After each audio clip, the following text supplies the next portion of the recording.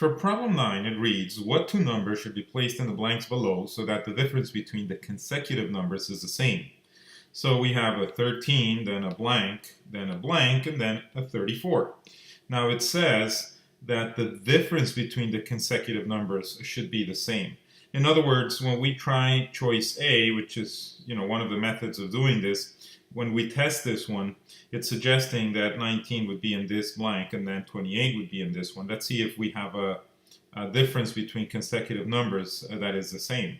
So 19 minus 13 is of course equal to 6. 28 minus 19 is not equal to 6. So this choice is wrong for just for that reason. When we test choice B, let me erase this here.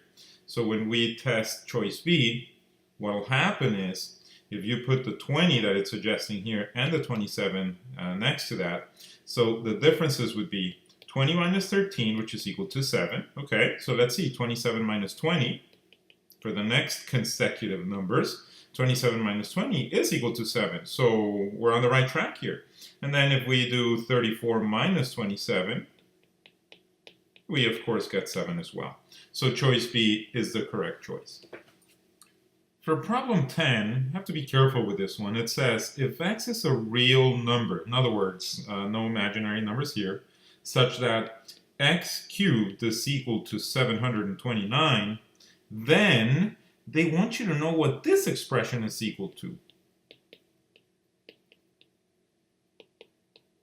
So be careful, because a lot of times I've seen students solve, well, if x cubed is equal to 729, as the prompt says, they will be able to figure out that, well, I'm looking for a number that times itself 3 times is equal to 729.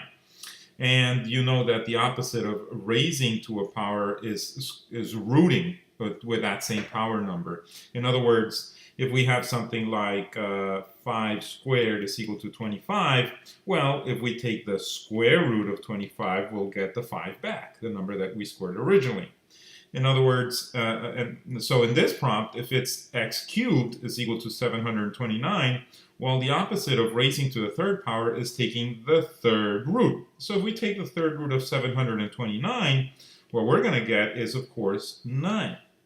Now, be careful, because yes, it is true that x is equal to 9, but if you think that 9 is the answer and you pick F, you're going to get it wrong. And it's sad, because you did all this work and you just forgot that you still need to take this x value of 9 and plug it in to the expression they want you to evaluate. So be very careful with these ACT prompts. You have to read carefully and know what's being asked. So now that we know that x is equal to 9 and we're supposed to plug it into this expression, well, it simply means doing parentheses 9, the square outside of the parentheses, so we actually square that value, plus, and then the square root of 9. And this is the expression they want us to evaluate. So 9 squared is, of course, equal to 81, and then plus the square root of 9, which is equal to 3, and so the final answer is, of course, 84. Choice J. So look what could have happened to you if you didn't realize that once you found the x value, the 9, that you still had to plug it in and evaluate here. The prompt clearly. For problem 10, we need to know if x cubed is 729, what is the third root of 729? So remember, you go to math, and there's the third root, option 4. So we press 4, now we key in third root's already been filled out for us, and we just key in 729, and we get an answer of 9. In other words, if x cubed is equal to 729, well, x is equal to 9, because 9 times 9 times 9 is going to be equal to 729. The opposite of raising to the third power is taking the third root of that answer. So that's the connection there. Now, if x is equal to 9, then we need to key in x squared plus the square root of x.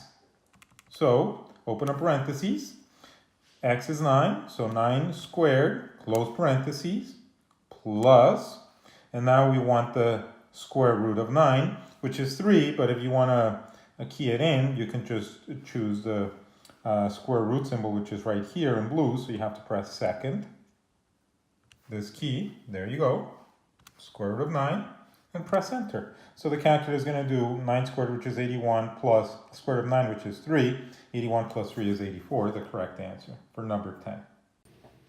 For problem 11, it reads the formula for the volume V of a sphere with radius r is V equals 4/3 times pi times r cubed. If the radius of a baseball is 1 1/3 inches, what is the volume to the nearest cubic inch? Well, the complexity here for this prompt is not so much knowing what to do. I mean, it's pretty basic. We have the volume, and that's defined as 4/3 in parentheses times pi times the radius cubed. And they're saying that the radius of this baseball is 1 1/3 inches. Now they're giving us the radius in what's called a mixed fraction format. And that's really what can make you make mistakes. So be careful. Know that a mixed fraction like 1 1/3 means 1 plus 1/3, in this case inches. So when you plug in, you have basically three choices. You can either enter into the calculator parentheses 4/3 like this, times pi, times open a parentheses for the radius, and then you can actually use the 1 1/3 inches in the mixed fraction format. You can enter it like that into the calculator. We'll see how in a minute, and then cube that. So this would be the way to key this into the TI if you're comfortable keying in mixed fractions. Another choice, if you're not so comfortable with that, is to do V equals parentheses 4 divided by 3 times pi. Now notice what I'm going to do here. I'm going to open a parentheses, 1 plus, open another parentheses, 1/3, close this bigger set here, and then cube that. So I'm cubing 1 plus 1/3, which is the same as what the first expression says. Another choice is to simply know that 1 plus 1/3 is really equal to 1 plus, and 1/3 is kind of that those simple fractions that we can memorize. It's 0.3333 forever and ever and ever. That's what this line above the 3 implies. So that would be equal to 1.3333 and on and on and on. So you can also approximate your answer here by entering into the calculator 4/3 times pi times parentheses 1 point. Now you want to use about no less than 5 decimals, and then close and cube. Now notice that this is going to give you an approximate answer. It's not going to give you a precise answer, but given the choices 6, 8, 10, 14, and 15, using this third equation or expression on the calculator will. For problem 11, the formula for the volume V of a sphere, we need to key in the radius, which is equal to 1 1/3 of an inch. Now that's a mixed number, so be careful when you key this into the calculator. The way to guarantee that you will get the right answer is to do the following. So you can write the 4/3 in parentheses, just like the formula is expressed on the sample exam. Then it's asking you to multiply that times pi. And finally, to multiply times the radius cubed. So this is where it gets tricky. You want to open a parentheses, and remember, because pi and the parentheses are next to each other without a mathematical operation, it means multiply. Now the trick is, how do we enter 1 1/3 of an inch? We saw that in the first problem. You go to math, and then you select frac for fractions, and then this one, which means unit, numerator, denominator, press enter, and see how it's giving you a mixed fraction there. So we key in 1, and then navigate with the arrow keys, and 1/3 like this, and then we get out of there, close the parentheses, and there's a formula for volume.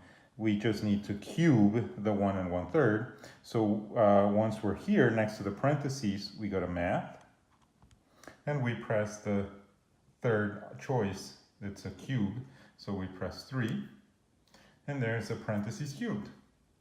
Now we press enter, and we get 9.928. Now this is to the nearest cubic inch, so it's going to be 10, rounded up to 10. Another choice would have been to do this. Parentheses 4/3, close parentheses, then times pi. We don't need the multiplication, so we can just do times pi. And then for the 1 1/3, you could have also done parentheses 1 plus parentheses 1/3 like this. Close two sets of parentheses because you opened one here and then another one, so you have to close both of them, and you're cubing this entire expression. So you go to math 3, another option you have is to scroll down to the 3 and press enter. So there's a cube, and so see how you're cubing 1 plus 1/3? You get the same answer.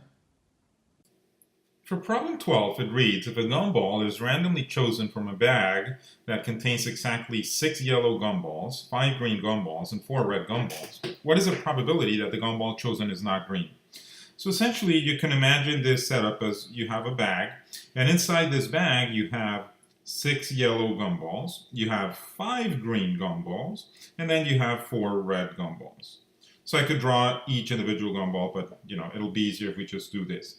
Now for the probability that is not green, so probability not green, you need to remember that the probability of an outcome is defined as follows.